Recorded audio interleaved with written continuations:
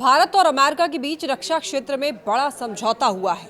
दोनों देशों ने शुक्रवार को एक नया 10 साल का डिफेंस फ्रेमवर्क एग्रीमेंट साइन किया है। इसका मतलब क्या है दोस्तों, मैं आपको बताती हूँ। नमस्कार, मेरा नाम है लक्ष्मी। देखिए, इसका मतलब ये है कि आने वाले 10 सालों तक भारत और अमेरिका मिलकर अपनी सेनाओं, रक्षा उद्योग और टेक्नोलॉजी को और ज़्यादा मजबूत करेंगे। इस समझौते के तहत अमेरिका भारत के साथ अपनी एडवांस डिफेंस टेक्नोलॉजी भी साझा करेगा, जिससे भारत की सैन्य क्षमता और आत्मनिर्भरता दोनों को बड़ा फायदा मिलेगा। ये समझौता 31 अक्टूबर को मलेशिया की राजधानी कुआलालंपुर में हुआ है, जहां पर दोनों ही देश एशियन डिफेंस मिनिस्टर्स की बैठक यानी कि ADMM प्लस में शामिल थे। भारत की तरफ से रक्षा मंत्री राजनाथ सिंह और अमेरिका की तरफ से रक्षा सचिव पीट हेगसेथ ने इस पर हस्ताक्षर किए और ये समझौता उस वक्त हुआ है जब दोनों देशों के बीच में रक्षा, व्यापार और इंडो पैसिफिक सुरक्षा को लेकर गहरी बातचीत चल रही है।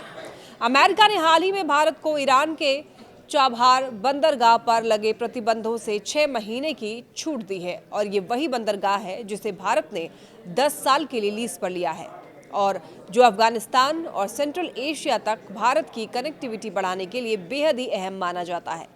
पहले अमेरिका ने इस प्रोजेक्ट से जुड़ी हुई कंपनियों पर जुर्माने की चेतावनी दी थी, लेकिन अब उसने भारत को राहत दी है, जो इस नए रक्षा सहयोग की गहराई को भी दिखाता है। और इस डिफेंस फ्रेमवर्क एग्रीमेंट से भारत को 4 बड़े फायदे मिलने वाले हैं। इससे क्या होगा, देखिए, सैन्य सहयोग बढ़ेगा, यानी कि दोनों देशों की सेनाएं मिलकर ट्रेनिंग करेंगी और संयुक्त सैन्य अभ्यास बढ़ाएंगी।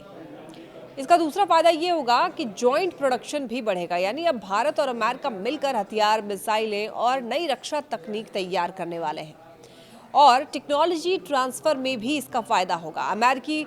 अमेरिका और भारत के साथ अपनी कुछ एडवांस डिफेंस टेक्नोलॉजी साझा करेगा और खुफिया सहयोग भी इससे मिलेगा। दोनों देशों की एजेंसियों सुरक्षा और आतंकवाद से जुड़ी हुई अहम जानकारियां साझा करेंगी। समझौता साइन करने के बाद में अमेरिकी रक्षा सचिव पीट हेगसेथ ने एक्स पर ट्वीट करके ये लिखा कि मैंने राजनाथ सिंह के साथ में 10 साल का अमेरिका भारत रक्षा समझौता साइन किया है और ये हमारी साझेदारी को और ज़्यादा मजबूत करेगा और तकनीकी सहयोग के नए दौर की शुरुआत करेगा। उन्होंने कहा कि भारत अमेरिका रिश्ता, यानी कि भारत और अमेरिका के बीच में जो रिश्ता है वो दुनिया के सबसे अहम रिश्तों में से एक है और दोनों देश इंडो पैसिफिक क्षेत्र में शांति, सुरक्षा और स्थिरता चाहते हैं।